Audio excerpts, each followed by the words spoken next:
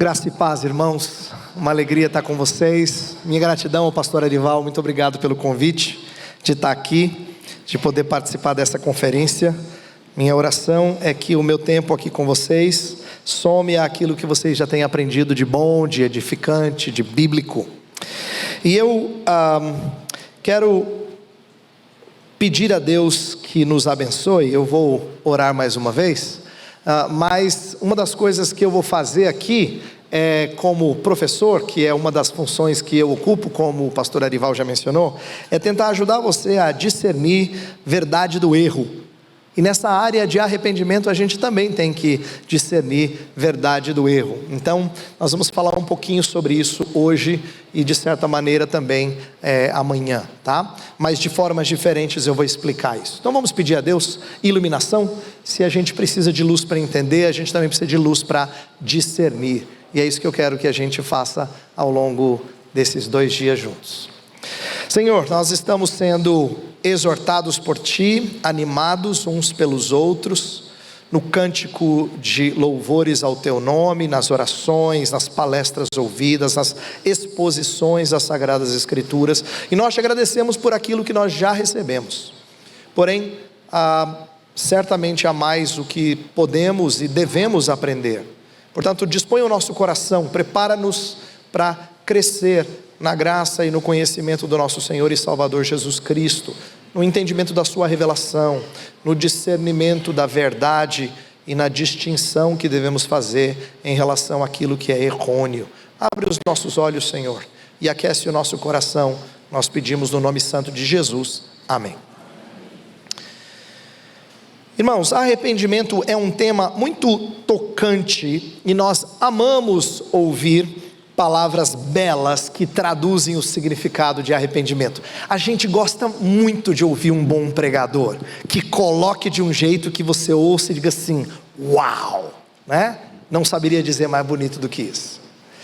Um livro de onde eu tirei algumas dessas belas palavras, e eu vou fazer referência a esse livro hoje e amanhã, é de um puritano chamado Thomas Watson. Esse livrinho aqui, ó, A Doutrina do Arrependimento, publicado pela Peace. Ele foi originalmente publicado no século 17, 1668, mas reimpresso várias vezes. Para quem não conhece bem os puritanos eram pregadores britânicos dos séculos 16 e 17, que ficaram marcados por 2 qualidades: uma teologia densa, positivamente falando, né? E uma piedade muito marcante. E eu resolvi tirar um trechinho de Thomas Watson para ler para vocês aqui, só um pedacinho pequenininho. Escute as belas palavras poéticas desse autor. As úmidas lágrimas, está se referindo às lágrimas do arrependimento, secam o pecado e apagam a ira de Deus. O arrependimento é o nutriente da piedade e o conquistador da misericórdia. São palavras bonitas? Sabe por que eu escolhi essas palavras? Porque elas não estão muito certas, mas a maioria caiu. Porque eu falei que o cara era bom, e ele é. E eu falei que o livro é útil, e ele é. E as palavras são bonitas, e a gente ama a palavra bonita. Mas eu vou dizer por que essas palavras que eu li não são muito certas. Em primeiro lugar, não é verdade que nossas lágrimas apagam a ira de Deus. Embora seja bonito falar isso. Deus exortou Jeremias em determinado momento do ministério dele a não orar pelos de Judá que estavam desviados do caminho. E ele disse explicitamente a Jeremias: a minha ira será como um fogo que ninguém pode apagar.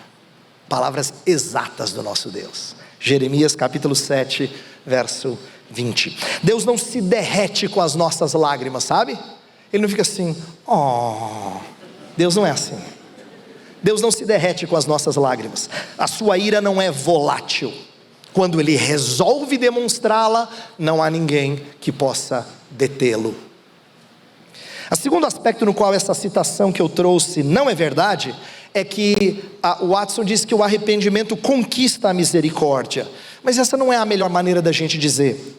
O arrependimento não tem qualquer mérito ou triunfo. Se há alguma coisa que conquista o favor do Senhor para com miseráveis como nós, é a obra expiatória de Cristo Jesus. Isso sim conquista o favor, tá? Não o arrependimento.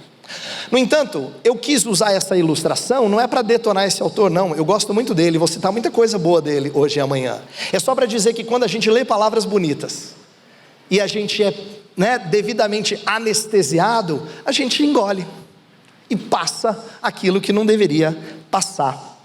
Nós somos impactados por frases de efeito, a gente ama uma bela frase de efeito, não é?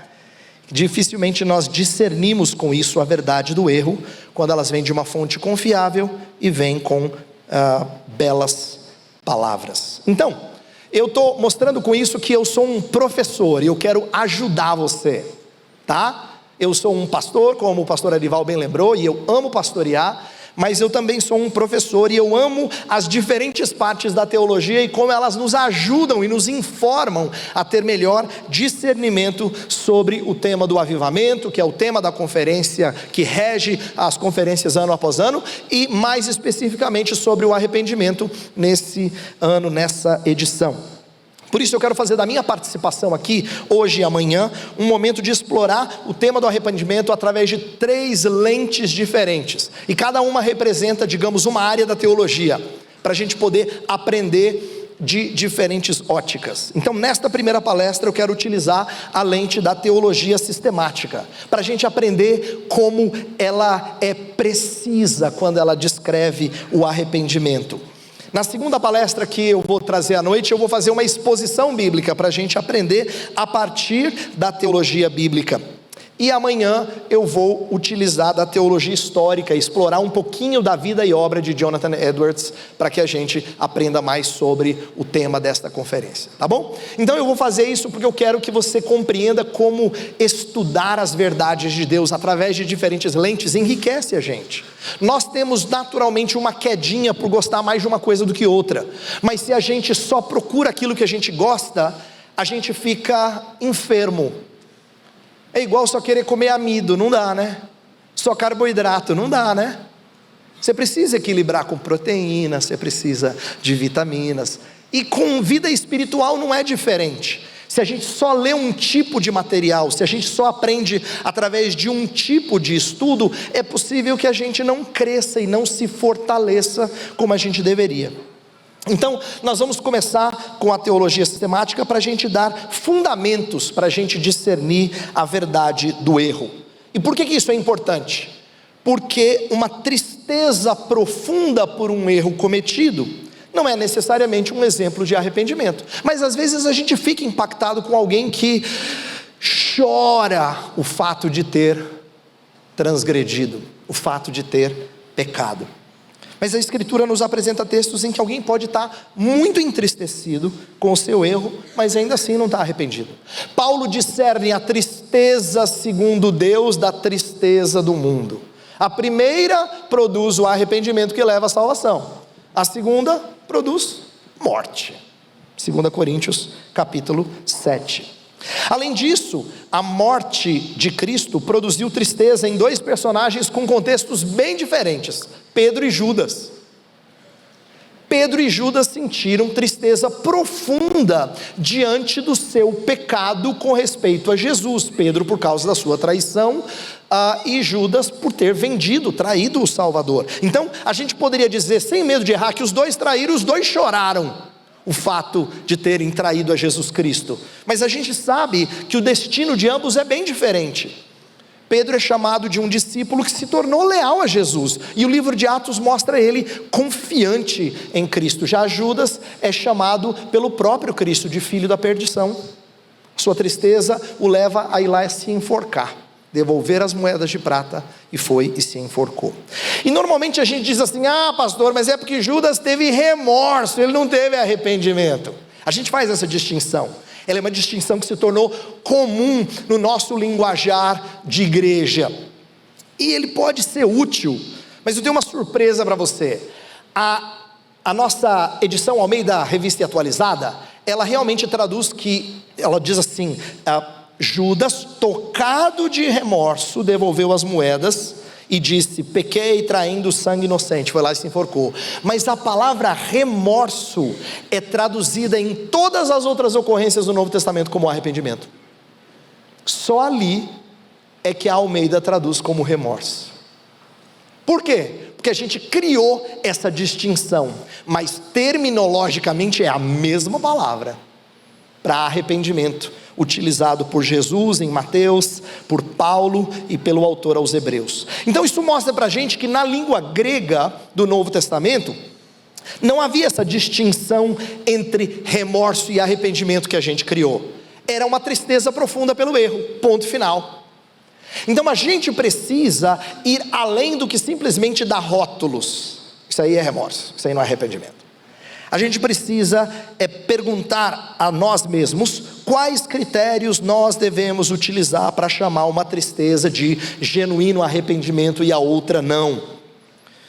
E por isso que eu quero levar você no resto da minha fala aqui a usar critérios bíblicos, e eu vou tentar resumi-los em 5 palavras. Então, para quem gosta de anotar, presta atenção que essas vão ser as 5 palavras que vão guiar o resto do meu primeiro estudo com vocês. Eu quero falar da integralidade do arrependimento.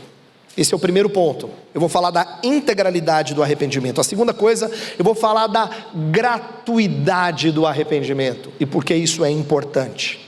Gratuidade é a segunda palavra. A terceira palavra, a instrumentalidade do arrependimento. Instrumentalidade do arrependimento. Quarta, a habitualidade do arrependimento, como ele tem que ser um hábito na vida da gente. E por último, a visibilidade do arrependimento, tá? Então, repetindo: integralidade, gratuidade, instrumentalidade, habitualidade e visibilidade. E eu quero fazer o seguinte: entenda como se fossem 5 elementos que compõem a molécula, falando em química agora, a molécula do arrependimento. Tem que estar ali presente, é parte daquilo que a Escritura exige que marque a vida de quem é genuinamente contrito e arrependido, tá? E esses elementos, eles não são só teóricos. Para cada um deles eu vou trazer pelo menos 2 lições. Eu quero mostrar para você que aprender teologia é muito prático e mexe com a nossa devoção, mexe com a nossa relação com Deus e com a nossa relação com os nossos irmãos. Então, ponto a ponto, eu vou parar e vou dizer 2 lições, tá? E eu estou fazendo isso como um exercício. A gente poderia levantar outras, mas não daria tempo. Então eu vou trazer 2 lições sobre cada um desses elementos para tentar ajudar você a entender como aprender boa teologia bíblica ajuda a gente a crescer no discernimento e a amar mais o Senhor. Então vamos para o primeiro ponto: integralidade do arrependimento.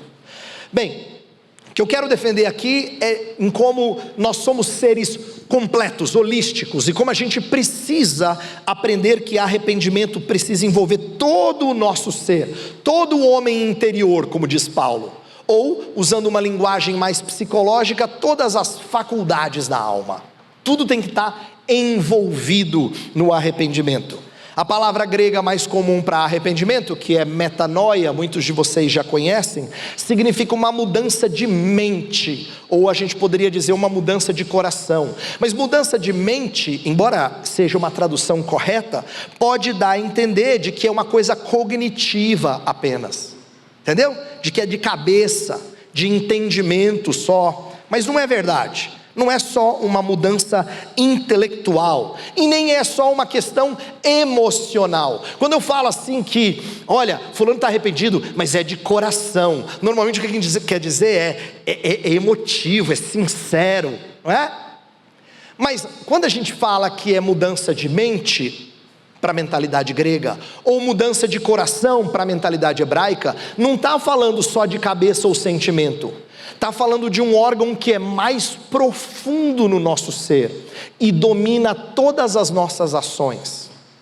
Quando Salomão escreveu assim: acima de tudo que se deve guardar, guarda o coração, porque dele procedem as fontes da vida, ele não está falando do órgão que bombeia sangue para o resto do corpo. E ele não está falando simplesmente do lugar de onde vêm as emoções. Por exemplo, Jesus disse assim uma vez para os discípulos, para alguns incrédulos na verdade, depois dele ter dito que ele iria curar um homem. Ele diz assim: por que arrazoais em vosso coração? Olha só, o que vocês estão pensando, raciocinando, maquinando no coração? A gente diria: não, Jesus, é no cérebro. Fica quieto, aprenda o que o Salvador está ensinando. Ele está ensinando que quando o coração é o órgão dominador de todas as nossas ações, então a gente pensa segundo o que está no coração, a gente sente segundo o que está no coração, a gente deseja segundo o que está no coração.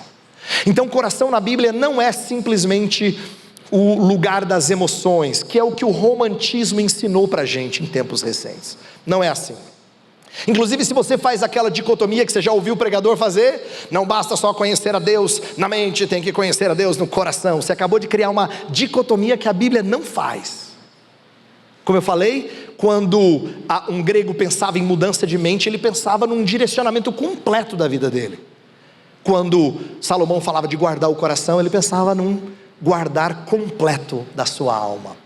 Então, quando a gente pensa em mudança de coração, nesse órgão controlador do nosso ser, mudança de mente, entenda que ela tem que envolver mente, emoção e vontade. Ela tem que ser abrangente. Não basta só você saber que você errou. Não basta nem só você lamentar por estar errado. É preciso desejar mudança. Então vamos alinhar isso de uma maneira que fique mais claro. É assim: se o arrependimento ele tem um elemento intelectual, então a primeira coisa que tem que acontecer é que eu tenho que entender e reconhecer o erro. Às vezes é isso que você tem que fazer com alguém, né? Você tem que mostrar para essa pessoa que ela está errada. Falou: não, eu penso diferente de você. Pronto, não vai ter arrependimento. A partir do momento que ela enxerga diferente, ela não está propensa ao arrependimento. Então muitas vezes o que tem que acontecer quando você confronta alguém que está em pecado é levá-lo a reconhecer o seu erro. Quando isso ficou claro, o primeiro passo foi dado, mas é só o primeiro passo. Ele também tem um aspecto emocional, uma tristeza genuína pelo pecado, e também uma alegria no perdão de Deus. Então não é possível você estar genuinamente arrependido e não estar entristecido pelo pecado, e não estar alegre com o perdão de Cristo. E tem um aspecto volitivo, que é da volição, da vontade, que é uma disposição para mudar, uma mudança interna para longe do pecado, uma mudança de propósito. Você consegue enxergar como essas três coisas têm que estar presentes?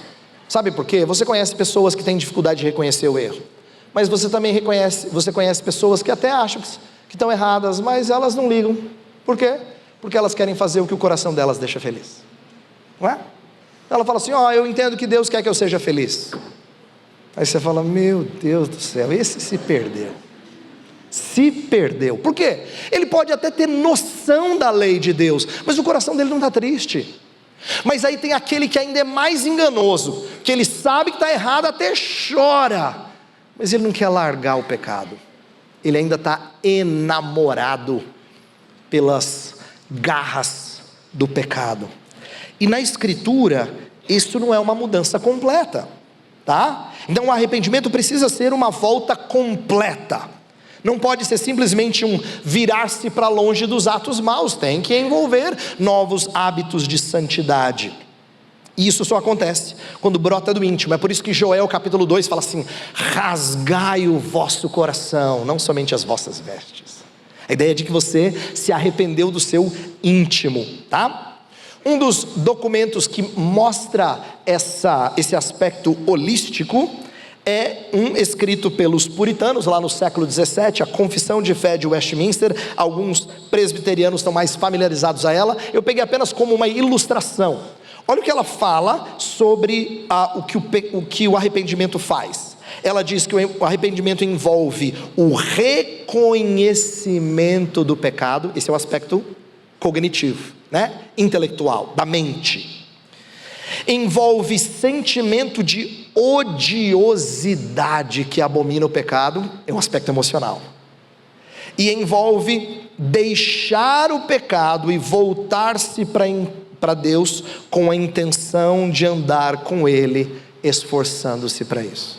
Veja, esse tipo de literatura está dizendo, tem que ser algo integral. Não basta só ser um dos aspectos, tem que ter todos os aspectos. Esse cuidado terminológico ajuda a gente a crescer espiritualmente em pelo menos duas maneiras. Eu quero trazer agora duas lições desse primeiro ponto da integralidade. Primeiro é que a integralidade do arrependimento nos permite discernir a sua genuinidade. Será que é genuíno? É verdadeiro? Quando a gente enxerga a integralidade do arrependimento, então a gente tem mais facilidade de discernir a sua genuinidade. Eu vou explicar por que é importante discernir, porque a gente tem exemplo na Bíblia de gente que não foi até onde tinha que ir. Você tem gente que chora sem entendimento do erro. Isso o que é? É medo das consequências. Tem um personagem chamado Simão o Mago, que quando falou besteira, queria comprar o espírito, Pedro falou assim, pichar a maldição no você. Aí ele diz assim, não, por favor, ore para que isso não aconteça.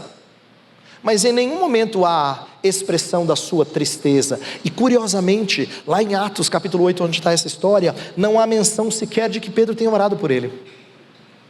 Ele era um homem que queria poder espiritual, mas não havia percebido o tamanho do seu erro. Ele tem medo das consequências. Isso é emoção sem compreensão. Não é arrependimento. Mas às vezes a gente pode até saber que está errado, mas não ter emoções que acompanham. E isso é insensibilidade espiritual. Lembra de Jonas? Foram lançar as sortes para ver por que estava acontecendo a tempestade, que Deus está bravo com quem? Cai em quem? No profeta. Pergunto para ele falou assim, eu sirvo o Senhor que fez os céus, a terra e o mar. E você quis fugir dele pelo mar. Como quem diz, você não está bem da cabeça. Eles estão amedrontados. E Jonas estava dormindo. Ele sabia que estava errado? Sabia. Mexeu com ele? Não. Isso na escritura não é ter um coração contrito e arrependido. Assim como a gente tem pessoas que até têm compreensão e lamento pelo erro, mas se não houver resolução para deixar o pecado, isso é sinal de que o pecador continua cativo das tentações, enamorado pelos seus amores adúlteros. Você lembra no final de Josué que fala assim? Josué pergunta para o povo assim, eu não sei vocês, mas eu e minha casa serviremos ao Senhor. Aí o povo fala, não, nós também. Bonito assim, comprometidos. Depois entra o livro de Juízes, isso está em Josué capítulo 24. Aí entra o livro de Juízes. Várias vezes em Juízes, o povo cai em idolatria, serve outros deuses, é engolido por alguma nação. Aí quando eles são engolidos por uma nação inimiga, eles vão lá, suplicam, o Senhor os livra. Mas a gente não vê mais a resolução, eu e a minha casa serviremos ao Senhor. É por isso que em Juízes você vê um ciclo de repetição de pecado. Você entende o que eu estou dizendo, querido? Ajuda a gente a entender isso na nossa vida e na vida de outros que a gente está tentando discipular. Quando a gente não enxerga a integralidade do arrependimento, a gente não está vendo algo que seja genuíno. A Escritura exige que seja íntegro. Segunda lição é que a integralidade nos auxilia a distinguir os atos do arrependimento. A integralidade nos auxilia a distinguir os atos do arrependimento. O que eu quero dizer é o seguinte: a gente precisa estimular, quando a gente está aconselhando alguém, quando a gente está ajudando alguém, discipulando alguém, a gente precisa levar ele a entender todos os atos do arrependimento. Ele precisa ser levado a compreender claramente a ofensa. Ele precisa ser levado a odiar o pecado em si, antes do que só lamentar pela situação. Porque às vezes o que ele chega para você e fala assim, olha o que eu fiz com a minha vida. Tudo bem, você estragou mesmo, fez besteira, mas isso não é um coração contrito. Você precisa odiar o pecado em si, e você tem que levá-lo a uma resolução de deixá-lo. Então não é verdade, e aqui eu preciso ser bem claro, não é verdade que uma pessoa que volta a cair num pecado que ele diz que não faria mais, não está arrependido. Essa é a história da sua vida e a história da minha vida. Eu e você várias vezes já confessamos pecados ao Senhor para depois voltar a praticar alguns dos mesmos pecados, tá? Então eu não estou dizendo que voltar a pecado significa que a gente nunca se arrependeu. Toma Abraão. Abraão é alguém que repete padrões de pecados em relação à sua esposa. Pega Pedro. Pedro trai a Jesus Cristo, a gente conhece, mas há um outro momento em que ele também vira a casaca e resolve se comportar de maneira diferente diante dos judaizantes. Está lá em Gálatas capítulo 2. Mas eu não posso dizer que Pedro não se arrependeu genuinamente. Pelo contrário, a Escritura me leva a pensar que quando ele traiu Jesus, aquele choro amargo que é descrito no Evangelho é genuíno. Ele está arrependido e ele está resolvido a não fazer isso mais com Cristo. E ele se mostra por algum tempo firme, mas ele volta a cair. Então eu não estou dizendo que quando a gente volta a cair é sinal de que a gente nunca se arrependeu. Essa é uma conclusão equivocada. Todavia, uma pessoa arrependida precisa estar resolvida a continuar a luta contra o pecado. Como é bom a gente aprender a distinguir as várias partes que formam esse todo, para a gente se certificar da sua genuinidade e dos atos do arrependimento. Segundo ponto, gratuidade. A gratuidade do arrependimento. O que isso significa é que a Escritura frequentemente exige que a gente se arrependa. Tem uma série de exortações. O profeta sempre dizendo assim: convertei-vos dos vossos maus caminhos. Mas ela também mostra que Deus é quem nos concede o arrependimento. Por exemplo, Pedro, lá em Atos capítulo 5, junto com os demais apóstolos, falou diante do Sinédrio que Jesus Cristo foi exaltado a fim de conceder a Israel o arrependimento e a remissão de pecados. Percebe? O texto não diz que Deus ia conceder apenas o perdão. O próprio arrependimento é uma concessão, é uma dádiva. Atos 5:31. Mais adiante, em Atos capítulo 11, ele está contando o que aconteceu na casa de Cornélio, em como os gentios creram, e aí todo mundo se alegrou. Por quê? Porque aos gentios foi por Deus concedido o arrependimento para a vida. Atos 11:18. De novo aí, foi concedido por Deus o arrependimento, agora para os gentios. Paulo vai ensinar nas suas cartas, muito bonito o texto de Romanos capítulo 2, que fala assim, que a bondade de Deus é que te conduz ao arrependimento. Portanto, fica muito claro que o arrependimento também é uma graça divina, não é só uma responsabilidade, mas é também uma graça divina. Deus nos habilita a cumprir o que Ele exige de nós. Olha que interessante, para alguns de vocês pode parecer isso estranho, mas eu quero te ensinar algo acerca dessa tradição puritana da qual eu mencionei antes. Eles usavam uma expressão muito bonita para falar que arrependimento é uma graça evangélica. O que eles querem dizer com isso? Graça evangélica significa que ela é uma dádiva, é um presente que advém do Evangelho. Ela não é conseguida por esforço, ela é cedida graciosamente. Deus não fala assim, tá bom, vai. Você orou tanto, com tanta força. Não. É o próprio Deus, como eu disse, quem nos habilita a cumprir o que Ele exige de nós. Para muitos evangélicos, isso é bastante estranho. Porque as pessoas estão acostumadas a pensar que Deus tem a parte dele e nós temos a nossa parte. Mas a gente dicotomiza como se Deus fizesse 90 e tantos % e eu fizesse só uma fraçãozinha. Mas eu tenho a minha parte. Qual a sua vontade de fazer a sua parte? Mas na Escritura, até aquilo que é exigido de nós, a gente precisa do auxílio divino para fazer. É por isso que a gente fala assim, arrependei-vos. Aí depois termina a pregação, a gente faz o quê? A gente ora. Porque a gente precisa do auxílio de Deus para fazer aquilo que Deus ordena a gente fazer. Você entende por que isso é importante? Os puritanos, quando eles falavam dessa graça evangélica, eles não queriam cair no legalismo de só exortar as pessoas ao que elas deviam fazer, mas também não queriam deixar a coisa desregrada, como se caísse numa libertinagem e não tivesse obrigações a cumprir. Vamos aprender algumas lições do porquê que é tão bonito a gente falar da gratuidade do arrependimento. Primeiro, a gratuidade do arrependimento desperta o nosso louvor ao doador. Desperta o nosso louvor ao doador. Eu quero dizer que quando a gente entende que arrependimento não é apenas a nossa parte no caminho do perdão, como se a gente fizesse sozinho o que nos cabe, a gente se torna dependente de Deus para fazer o que temos que fazer. Isso é bênção, queridos. Isso é bênção.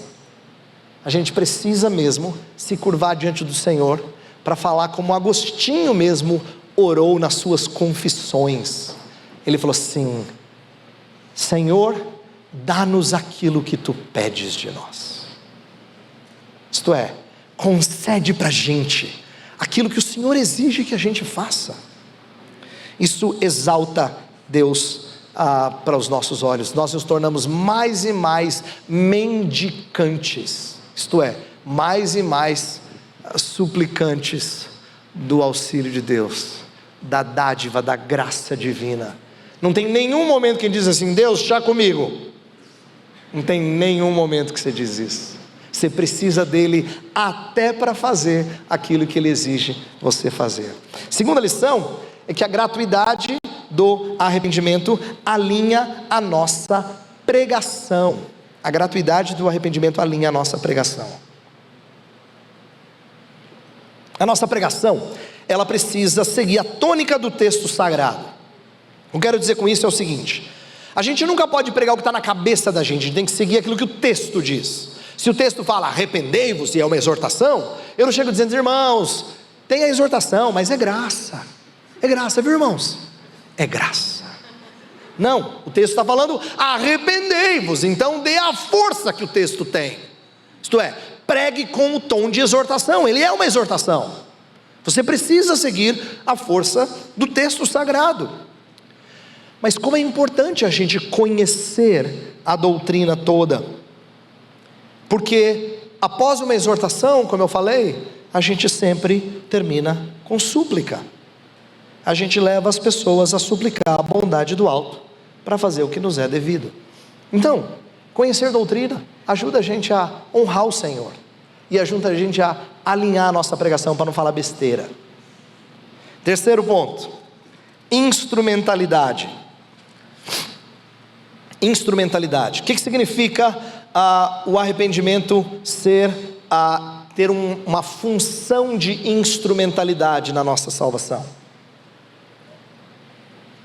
A Escritura, ela exige que nós nos arrependamos e confessemos o nosso pecado para ser perdoado. Você lembra do famoso texto de 1 João 1,9? Se confessarmos os nossos pecados, Ele é fiel e justo para nos perdoar os pecados e nos purificar de toda injustiça. Então, é exigência, você tem que confessar. A Escritura não dá abertura para você não confessar. Essa é uma exigência. Porém, o fato de ser uma exigência não deveria nos fazer confundir a pensar que o arrependimento é o que garante o nosso perdão. O arrependimento não conquista o perdão. O arrependimento ele não funciona como a satisfação pelo pecado. Não, porque isso seria parecido com um conceito medieval de penitência, que foi aquilo que os reformadores romperam na época da reforma. Romperam com a ideia de que se você fizesse penitências, você ganharia o favor do Senhor. Inclusive tem uma expressão no meio popular brasileiro, principalmente entre católicos romanos, que é até esquisito para essa teologia, quando a gente fala assim: alcancei uma graça. É a ideia de que eu fui atrás e eu consegui, cara. Subi, cheguei lá. Não é? Mas isso é totalmente invertido. Tem gente que já usou, por exemplo, no passado, a ideia da escada de Jacó, que você sobe até Deus. Besteira. Jacó nunca subiu, quem desceu foi o Senhor. É verdade. Mas você vê que no coração da gente parece que a ideia de esforço não sai. Não sai. A gente sente que tem que ter um pouco da nossa força para chegar lá. Não é? Mas eu quero que você distingua, aprenda a discernir condição de fundamento. Arrependimento não é fundamento do nosso perdão, mas certamente é uma condição exigida por Deus, tá? Esse equilíbrio é muito bom, porque isso coloca o arrependimento no seu lugar, isto é, coloca o arrependimento como condição necessária para o perdão. mas condição não é o que garante. Bem, por que isso é importante e prático? Como é nosso dever nos arrependermos? O que acontece se alguém morresse sem se arrepender de algum pecado específico? Essa não é uma pergunta teórica e sem aplicabilidade. Ela é muito real. De repente você tem aquele parente que era crente, mas morreu brigado com a fulana. Se acertou? Não se acertou, pastor. E lascou. Ou, história mais dramática, alguém vai lá e briga com outra pessoa e atravessa a rua, o carro pega, morte na hora. Não teve tempo de arrepender. Ou, até mais chocante para alguns, fulano tirou a própria vida. Um argumento frequente usado por pessoas com respeito a suicídio, mas vale para os outros também, é assim: ele não tem tempo de se arrepender. Não teve o que atravessou a rua e foi pego pelo carro também, não teve. E quem teve, o primeiro exemplo da sua parente lá que morreu brigada com a fulana, também não se acertou. Nesses 3 exemplos, não só o do suicídio, o que a gente tem é às vezes uma falta de entendimento do lugar que o arrependimento ocupa na nossa salvação. Eu acho que a gente precisa entender melhor para não falar aquilo que a Escritura não fala. Por que é possível, embora não seja nada honroso, é possível que um crente genuíno venha a fraquejar e tirar a sua própria vida? Não tem nada de honra nisso, mas por que é possível? É porque a sua salvação não está em ele terminar com todos os acertos reparados diante de Deus. Os acertos foram reparados há 2000 anos atrás. Ele está em perfeito estado com o seu Senhor, a despeito de nem sempre experimentar isso em sua alma. Então, eu quero que você entenda que o arrependimento ele funciona como um órgão de apropriação do perdão. Ele serve para que a gente tenha o conforto do perdão. Então, pega o exemplo famoso de Davi, lá no Salmo 51. Davi fala assim: restitui-me a alegria da salvação. Em nenhum momento ele falou restitui-me a salvação. Ele não ficou momentaneamente fora da graça de Deus, mas ele tinha perdido a alegria de desfrutar de uma comunhão tranquila com o Senhor. E arrependimento faz isso, restaura a nossa alegria, o nosso conforto do perdão para esta vida. Queridos, entender isso é muito prático, muito prático. Primeira lição, porque coloca o arrependimento no seu devido lugar. Eu não posso dar mais crédito para o arrependimento do que ele de fato tem que ter. Eu não posso dar eu não posso dar ao arrependimento um crédito que ele não tem. Você imagina, pode parecer engraçado o que eu vou falar aqui, mas você imagina se a gente tivesse crianças rebeldes para com os seus pais, que morressem sem se retratar com seus pais, e a gente pensar, impossível a salvação dessa criança. São casos que podem acontecer, que seriam bem reais. Então compreenda que a gente nunca pode desprezar a sua necessidade. Ela é ordenança na Escritura, mas ela é necessária para que eu me aproprie dos benefícios dela. Ela não é o fundamento do meu perdão. Deus não me perdoa em termos de crédito porque eu me arrependi. Ele me perdoa porque Cristo foi meu substituto. É por isso que Ele me perdoa. E quando eu me arrependo, Ele diz: está aqui, ó, a dádiva para você, usufrua, tenha paz com o Senhor. Quando a gente entende a instrumentalidade do arrependimento, isso é muito bom para a gente pastorear os que têm medos. Tem tanta gente amedrontada: pastor, e se eu não conseguir? E se eu balançar?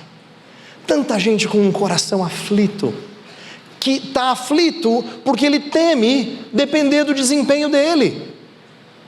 Você precisa ajudar esse irmão, essa irmã, dizendo assim: realmente, depender de você não vai bem. Mas ainda bem que não depende, né? Ainda bem que o seu representante diante de Deus é o seu Salvador, Cristo Jesus. Ele é o seu representante. Então, queridos, como é gostoso a gente explicar para as pessoas que a necessidade do arrependimento, ela existe e a gente precisa pregá-la, mas não é ela que conquista o favor de Deus. O favor de Deus é conquistado antes mesmo da gente às vezes se dar conta de que pecou, porque o nosso Salvador já preparou esse caminho. Quarto ponto, a habitualidade. A habitualidade. A ideia é que arrependimento não seja visto como sendo simplesmente o início da vida cristã. É verdade que no início da vida cristã a gente tem que se arrepender, a gente tem que voltar-se do mundo para Deus, sem dúvida, mas esse é apenas o primeiro ato de um processo contínuo de arrependimento, de um processo de purificação, de santificação.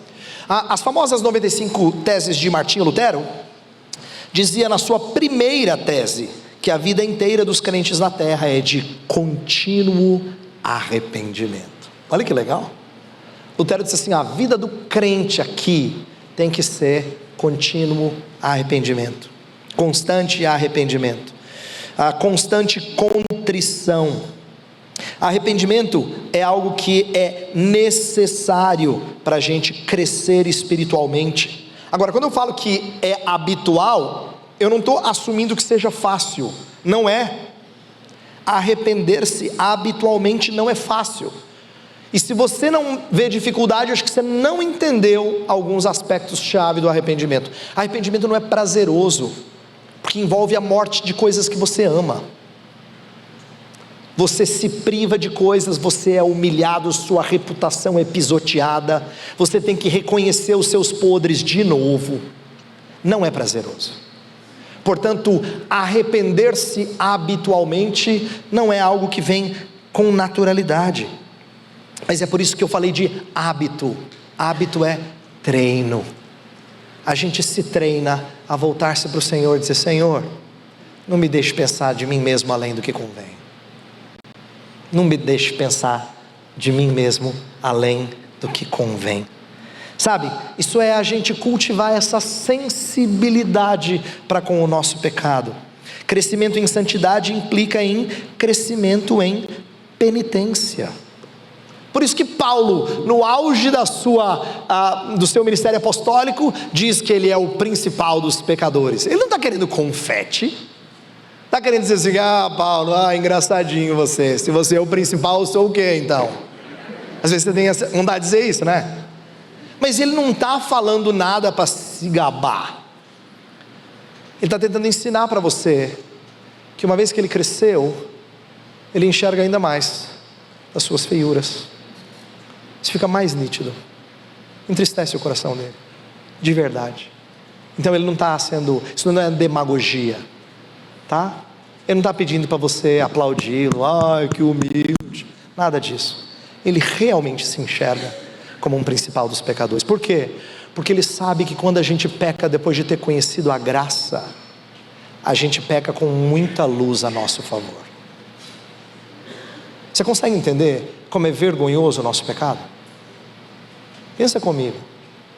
Nós não estamos falando de gente descrente, estamos falando de gente que ama Jesus, que ama Jesus, que já recebeu a luz da sua palavra, e ainda assim ousadamente nós nos rebelamos contra ele. Então eu consigo entender Paulo. É feio mesmo. Mesmo que a gente cresça, o nosso pecado com maior conhecimento da palavra faz a gente ter uma percepção mais profunda dele. Lições práticas. A habitualidade do arrependimento encoraja os fiéis ao crescimento. Tem um capítulo muito legal do livro do Packer, chamado A Redescoberta da Santidade. E tem um capítulo, o capítulo 5, que fala sobre o arrependimento, mas a sacada dele é que em inglês, eu vou fazer uma tradução meio livre aqui, ele diz assim: é preciso diminuir para crescer. O que ele quer dizer é que a gente só cresce de verdade quando uma vida de arrependimento contínuo marca a nossa fé, marca a vida cristã. Então, para você crescer, você precisa ser alguém constantemente quebrantado. Sabe, eu e você ouvimos bastante sobre crescermos de joelho em oração, e isso é bênção, mas eu quero que você entenda que isso não é o todo da questão. A gente pode se ajoelhar para suplicar por pessoas, mas não é disso que Packer está falando. A gente pode se ajoelhar para orar por missões, mas não é disso que o Packer está falando. Ele está falando de você reconhecer que você é pequeno mesmo, de você ser quebrantado pelo seu próprio pecado, pelas suas fraquezas, pelas suas covardias, pelos seus medos. E quando você continuamente se coloca diante de Deus e reconhece isso, Deus está te lapidando, você está crescendo. Então para você crescer, você tem que diminuir, necessariamente. A segunda lição é que a habitualidade do arrependimento é uma prática que cultiva a humildade. É claro, quem se arrepende regularmente tem uma visão menos exagerada de si. Se arrependimento é uma coisa momentânea ou só para pecados esdrúxulos, então essa pessoa vai ter uma visão bem exaltada de si mesmo. De vez em quando ela vai dizer assim: pô, não é que o dia hoje foi bom? Estava no congresso, na conferência, orei bastante, ouvi mensagem, anotei e tal. Cara, acho que hoje foi bom. Uns 9,5 aí, não vou falar 10 para não também se gabar, né? 9,5 espiritualmente falando. Mas nessas horas a gente é cegado para algumas das nossas fragilidades, não é? Então, quando a gente cultiva um hábito de arrependimento, a gente baixa um pouco a nossa bola, a gente cultiva a virtude da humildade. Último ponto para terminar: visibilidade. A visibilidade do arrependimento. O que eu quero dizer por isso é que o arrependimento não pode ser só uma coisa interna, ele tem que se tornar visível. Quando eu falo de uma coisa interna, porque hoje em dia você vai confrontar alguém e fala assim: Deus conhece o meu coração, mas eu não vejo nada dele, por isso que eu só vou julgar baseado naquilo que eu vejo, não é? Tanto é que em Tiago capítulo 2, o que Tiago ensina? Você aí que diz que tem fé, mas não tem obras, como é que eu enxergo a sua fé? Mostra a sua fé sem obras, e eu com as minhas obras mostrarei a minha fé. Ele não está fazendo junção de fé mais obras, não é isso. Ele está dizendo que obras mostram em que você crê, mostram como é que você se apega ao Senhor, é isso. Porque ninguém enxerga a fé. Isso é coisa de gente mística. Vejo que tem muito de Deus em você. Não, para com isso. Se enxerga o quê? Um amor concreto, uma ação que seja concreta. Fulano amou, fulano se curvou diante do Senhor em humilhação. Cara, que legal, olha só, porque ficou visível, entende? Não dá para eu apelar só para coisas que ninguém enxerga. Então, na Escritura, arrependimento sempre teve que ter visibilidade. Lembra no Antigo Testamento das práticas culturais, como o rasgar as vestes, vestir pano de saco, cinzas? Essas eram expressões culturais do povo no Antigo Testamento para dar visibilidade. É claro que às vezes havia hipocrisia, é por isso que Joel fala: rasgai o vosso coração e não somente as vossas vestes, não é? Havia hipocrisia, mas ela tinha que ter visibilidade. No Novo Testamento, você não tem as mesmas práticas culturais acontecendo regularmente, mas você tem outras expressões de arrependimento. Lembra daquela mulher que lavou os pés de Jesus com as suas lágrimas? Aí um abestalhado lá criticou, aí Jesus falou assim: eu entrei aqui, você não me deu nada, essa mulher me deu do seu choro, você não lavou os meus pés, ela lavou com as suas lágrimas. O que Jesus está mostrando? Está evidente o coração grato dela, tem visibilidade, tem concretude. Não adianta você dizer que você ama a Deus, você não mostrou isso, percebe? Então, é por isso que a exigência de confessarmos os nossos pecados diante dos homens é bíblica. Mateus capítulo 5 fala assim: um irmão tem alguma coisa contra você, deixa o sacrifício lá no santuário, peraí, volta, se acerta com ele, depois você vem e oferece a oferta. Por quê? Porque para haver genuína reconciliação tem que ter confissão. Então, arrependimento precisa se tornar visível. Deixa eu trazer 2 lições e com isso terminar. Primeira, a visibilidade do arrependimento é o que permite real reconciliação com os irmãos. A visibilidade do arrependimento é o que permite real reconciliação com os irmãos. O que eu quero dizer com isso é o seguinte: quando você realmente dá contornos concretos para o seu arrependimento, quando você ofendeu o seu irmão, você ajuda a restaurar a relação de maneira genuína. Não significa que sempre funciona. Lembra que Paulo disse assim: no que depender de vós, tendes paz com todos os homens. Há momentos em que pessoas nos odeiam, e isso extrapola nossas condições de mudar esse relacionamento. Porém, o ponto que eu quero destacar aqui é que para que você restaure uma relação quebrada, você precisa confessar. Confessar é diferente de compensar. Parece, mas não é. A maioria de nós sabe compensar. É mais difícil confessar. Como é que a gente compensa? Você compra um presentinho, faz um agrado. Afinal de contas, você foi estúpido na noite anterior, aí você fala assim: vou fazer um agrado. Ou você detonou alguém. Você já se sentiu assim, ferido por uma pessoa que falou mal de você, depois veio te cumprimentar alegre, como se nada tivesse acontecido? Por que você percebe que há hipocrisia nisso? Porque essa pessoa não aprendeu a retratar-se dos seus pecados. Ela pode até achar que errou, mas se ela tratar você bem, tá bom, resolveu. Não resolveu. Uma das belezas da história de Zaqueu é que ele diz: eu vou restituir aqueles a quem eu defraudei, aqueles de quem eu tirei dinheiro.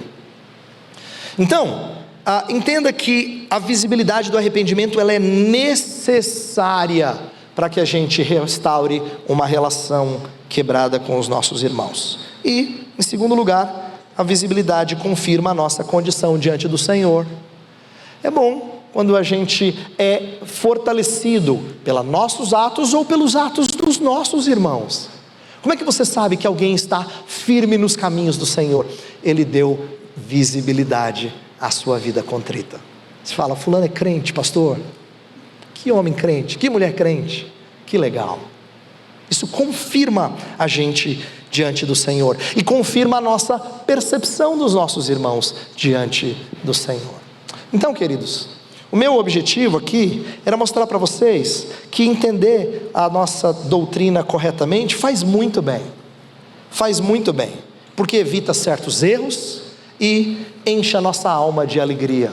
Então, para você não esquecer, a gente falou da integralidade, da gratuidade, da instrumentalidade, da habitualidade e da visibilidade do arrependimento. Quero orar com você e depois vou devolver a palavra. Senhor nosso Deus, nós estamos aprendendo coisas diversas acerca da necessidade de uma vida contrita e arrependida, para que o Senhor avive a tua obra em nosso meio. E nessa tarde nós aprendemos um pouco sobre aspectos teológicos que para muitos soa tão árido, mas nossa oração é que eles venham a ter sua mente mudada e a perceber que crer corretamente faz muito bem à nossa alma, muito bem. Corrige nossos equívocos na pregação, nossos equívocos na oração, corrige relacionamentos quebrados. Como é bom, Senhor, nós cremos corretamente. Enche o nosso coração de alegria à medida que a gente aprende Tua palavra com fidelidade, e dá aos meus irmãos discernimento, para que sejam melhores observadores de arrependimento em sua própria vida e na vida dos seus amados. Nós oramos pedindo a Tua bênção, em nome de Jesus, amém.